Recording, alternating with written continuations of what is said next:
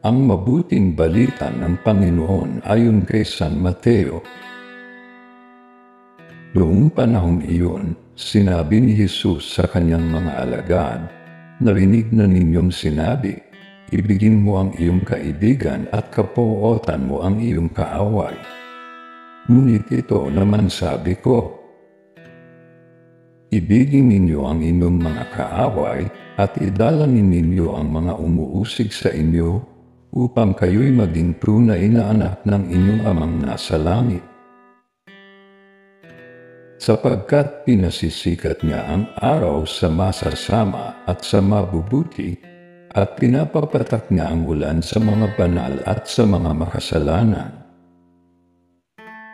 Kung ang mga umiibig sa inyo ang siya lamang ninyong iibigin, ano pang gantimpala ang inyong hihintayin?